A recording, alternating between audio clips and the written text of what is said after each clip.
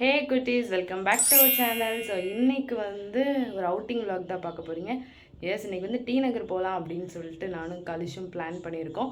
So plan பண்ணது பார்த்திங்கன்னா time போய் 4 ஆகிடுச்சு. இனிமேல் தான் ரெஃப்ரெஷ் ஆகிட்டு கிளம்பணும்.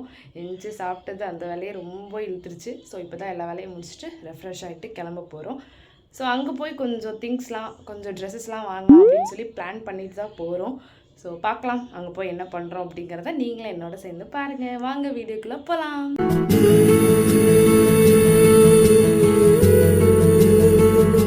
ஃபைனலி ரெஃப்ரெஷ்லாம் ஆயாச்சு. ஸோ டி நகர் கிளம்பிட்டோம். பார்க்கலாம் வாங்க. ஸோ கரெக்டாக வந்து சன்செட் டைமில் கிளம்பியாச்சு. ஸோ இப்போ கிளம்புனா தான் கரெக்டாக இருக்கும். வெயிலெலாம் சென்னையில் போகவே முடியலைங்க. அப்படியே தகன்னு எரியுது. அதுவும் இப்போ பின்னாடி இருக்கவங்களும் சென்னையில் கண்டிப்பாக ஹெல்மெட் போட்டுக்கோங்க. அதை ஸ்கிப் பண்ணவே பண்ணாதுங்க. ஏன்னா இருக்கிற டிராஃபிக்கு வண்டி ஓட்டும் போதே கொஞ்சம் பயமாக தான் இருக்குது.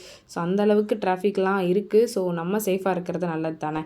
ஸோ ஃபைனலி டி நகருக்குள்ளே என்ட்ரு ஆகிட்டோம். ஸோ பஸ் ஸ்டாண்டில் நம்ம பஸ்ஸில் வந்தோம் அப்படின்னா கரெக்டாக பஸ் ஸ்டாண்ட் பக்கத்துலேயே தான். இல்லை வண்டியிலலாம் வரோம் அப்படின்னா நம்ம வண்டியை கொஞ்சம் சேஃபாக பார்க் பண்ணுறது ரொம்ப இம்பார்ட்டன்ட். ஸோ பார்க் பண்ணிவிட்டு உள்ளே வந்துட்டோம்.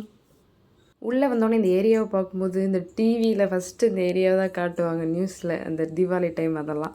ஸோ அதெல்லாம் அப்படி கொஞ்சம் ரீவைண்ட் பண்ணி பார்த்துட்டு இருந்தேன். பார்த்துட்டு அப்புறம் கொஞ்சம் ஃபோட்டோஸ் வீடியோஸ்லாம் எடுத்துகிட்டு என்னோடய ஷாப்பிங்கை வந்து ஸ்டார்ட் பண்ணிட்டேன். அப்படியே ஒவ்வொரு கடையிலையும் எனக்கு வந்து ஃபஸ்ட்டு அந்த கூட்டத்தை பார்க்கவே கொஞ்சம் ஷாக்காக தான் இருந்தது. நான் முந்தி வந்திருக்கேன். நான் 10th ஸ்டாண்டர்ட் 11th ஸ்டாண்டர்ட் படிக்கும்போது ஒன்ஸ் வந்திருக்கேன். எங்கள் அக்கா அப்புறம் நான் அம்மா எல்லாம் ஃபேமிலியோடு வந்திருக்கோம். பட் அப்போ இந்த அளவுக்கு எனக்கு ஞாபகமே இல்லை. பட் இப்போ பார்க்கும்போது ரொம்பவே வேறு மாதிரி இருந்தது டி நகர்.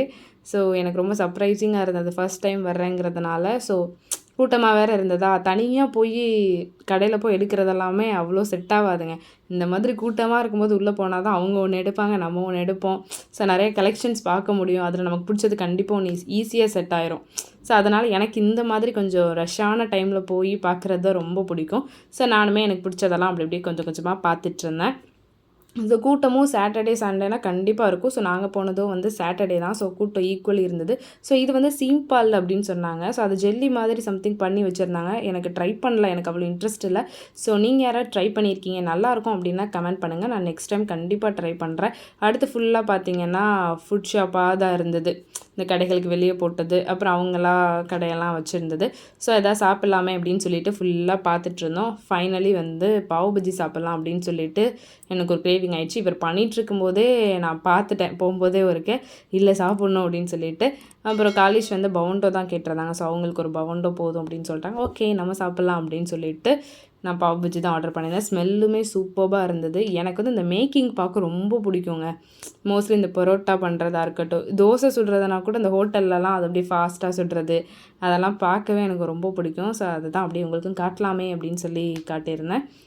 ஸோ பாவ் பஜ்ஜியுமே சூப்பர் டேஸ்ட்டில் தான் இருந்தது. ஸோ ஸ்மெல்லுக்கு ஏற்ற மாதிரி செம்ம டேஸ்ட்டில் இருந்தது. ஸோ சாப்பிட்டுட்டு அடுத்தபடியே கொடிக்காலாம் வச்சுருந்தாங்க. கொடிக்க சீசனாக என்னென்னு தெரில, பட் அவ்வளோ நல்லா இல்லை. ஸோ அதனால் எடுக்கலை நான். ஸோ அடுத்தபடியே ஷாப்பிங் பண்ணலான்னு சொல்லிட்டு ஒரு கடைக்குள்ளே போயாச்சு நான். ஸோ இங்கே ட்ரை பண்ணலாம் அப்படின்னு சொல்லிட்டு 2-3 ஷர்ட்ஸ்லாம் ட்ரை பண்ணியிருந்தேன். நல்லா இருந்தது. ஸோ அதில் அந்த ஒயிட் வித் எல்லோ காம்போ இருக்குது பார்த்தீங்களா, அதான் நான் ஃபைனலாக செலக்ட் பண்ணேன். எனக்கு அந்த லாவெண்டர் கலர் அவ்வளோவா செட் ஆகலை. அது கொஞ்சம் செட் ஆகிருந்துச்சு. ஸோ அந்த காம்போவில் தான் ஒரு ட்ரெஸ் எடுத்திருந்தேன். ஸோ இந்த கவுன் வந்து ரொம்ப பிடிச்சிருந்துச்சிங்க. இந்த வெட்டிங்க்கு இந்த மாதிரி ஃபங்க்ஷனுக்கு எடுக்கிறதுனா கண்டிப்பாக இங்கே வந்து எடுக்கலாம். நான் வெட்டிங்க்கு எங்கள் ஊரில் எடுத்தேன். பட் அங்கே எல்லாமே செப்பரேட் காஸ்ட்டு தான். இங்கெல்லாம் கொஞ்சம் கம்மி காஸ்ட்லேயே இருக்குது. இங்கே இருக்கிற எல்லா கனெக்ஷனுமே நல்லா இருக்குது. மொத்தமாக ஏனோ தானோலாம் இல்லை, கலெக்ஷன்ஸ் எல்லாமே சூப்பராக இருந்தது. இது கப்பக்கிழங்கு சிப்ஸு. ஸோ நான் ட்ரை பண்ணதில் காலேஜ் நல்லாயிருக்குன்னு சொல்லி வாங்கினாங்க. அதுக்கடுத்து ட்ரை பண்ணேன், சூப்பராகவே இருந்தது. அப்புறம் இந்த பேங்கிள்ஸ் காம்போ இது எல்லாமே இருந்தது. அப்புறம் பட்டியாலா எல்லாமே ரஃப்யூஸுக்கு போடுறதுக்கெலாம் இங்கே தாராளமாக எடுக்கலாம், சீப்பாகவே இருந்தது. ஸோ நானும் 1-2 எடுத்தேன். அப்புறம் பாப்கார்னில் வந்து சீஸ் பாப்கார்ன் சாப்பிட்ணுன்னு ஆசை, அங்கே அது இல்லைன்னு சொல்லிட்டாங்க. ஓகே அப்படின்னு சொல்லிட்டு அப்புறம் இந்த ஜிமிக்கி பார்த்துட்ருந்தேன். என் ஃபேஸுக்கு வந்து ஜிமிக்கி தான் செட் ஆகும். ஸோ அதனால் ஏதாவது ஜிமிக்கி தான் பார்த்துட்டு இருந்தேன். குட்டியாக ஏதாவது ட்ரை பண்ணலாமா அப்படின்னு சொல்லிட்டு. பெருசு போடுவோம் எனக்கு ரொம்ப என் ஃபேஸுக்கு செட் ஆகாது. ஆனால் வீட்டில் எல்லாம் சொல்லுவாங்க நல்லா இருக்குன்னு. பட் எனக்கு செட் ஆகாதோ அப்படின்னு சொல்லி ஒரு இன்செக்யூரிட்டி, அதனால் ட்ரையே பண்ண மாட்டேன். அப்புறம் வரும்போது பார்த்தீங்கன்னா இந்த மஷ்ரூம் சூப்பு குடிச்சிருந்தோம். 30 ரூபீஸ் தான். நீங்கள் டி நகர் போனீங்கன்னா மறக்காமல் இங்கே ட்ரை பண்ணுங்கள். செம்ம டேஸ்ட்டாக இருந்தது. கார்ன்லாம் போட்டு கொடுத்தாங்க.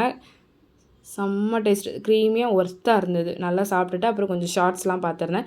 ஸோ பார்த்துட்டு அப்படியே வெளியே வந்துட்டோம். நல்லா வெளிச்சமாக இருக்கும்போது உள்ளே வந்தோம். வெளியே கரெக்டாக வரும்போது பார்த்திங்கன்னா நல்லா இருட்டிருச்சு. ஸோ வெளியவும் கொஞ்சம் கடைகள்லாம் பார்த்துட்டு இருந்தோம். அந்த டாய்ஸு, லைட்ஸு, அப்புறம் இந்த வால் ஸ்டிக்கர்ஸு இதெல்லாம் வச்சுருந்தாங்க. ஸோ அதெல்லாம் அப்படியே கொஞ்சம் பார்த்துட்ருந்தோம். ஈக்குவலி ட்ரெஸ்ஸஸ் தான் நிறையாவே இருந்தது. ஸோ உள்ளே இருந்ததுக்கு ஈக்குவலாக அந்த சைடில் ரோட் சைடுமே நிறைய போட்டிருந்தாங்க. ஸோ வெயிலுக்கு ஏதாவது கொஞ்சம் காட்டனில் லைட்டாக ரஃப்யூஸுக்கு போடுறதுக்கெலாம் இங்கே வந்து எடுக்கலாம். ஸ்லிப்பர்ஸ் கலெக்ஷன் அவ்வளோ இருந்ததுங்க. அப்புறம் பேக்ஸுமே இருந்தது. ஸோ இங்கே வந்து கொஞ்சம் கம்மி ரேட்டில் பேக்ஸ் எடுக்கலாம். பெரிய ஷோரூமில் எடுத்தால் தான் அப்படின்னு கிடையாது. ஸோ இங்கேயுமே அந்த குவாலிட்டிக்கு ஈச்சாக பேக்ஸ்லாம் நல்லாவே இருந்தது, எடுக்கலாம். ஸோ அடுத்தபடியே கிளம்பிட்டோம். ஸோ எங்கேயா சாப்பிட்டு போயிடலாம். ஏன்னா நாங்கள் கிளம்பும்போதே நியர்லி 10க்கு மேலே ஆயிடுச்சு. ஸோ இன்னும் அங்கிட்டலாம் போகணுன்னா கடை இருக்குமான்னு தெரில. ஸோ இங்கே வந்து ஒரு ரோட் சைடில் ஒரு ஷாப் இருந்தது. ஸோ நம்ம இங்கேயே சாப்பிட்றலாம் அப்படின்னு சொல்லிட்டு, நான் தோசை இருக்குமான்னு கேட்டால் இருக்குன்னாங்க. அப்போ இங்கேயே சாப்பிட்ருவோமே அப்படின்னு சொல்லிட்டு சாப்பிட்டாச்சு. சாப்பிட்டுட்டு கிளம்பிட்டோம். ஓகே குட்டீஸ், இந்த வீடியோ பிடிச்சிருந்தா மறக்காமல் சப்ஸ்கிரைப் பண்ணிடுங்க, லைக் பண்ணிடுங்க, பெல் ஐக்கானை கிளிக் பண்ணிடுங்க. பாய்.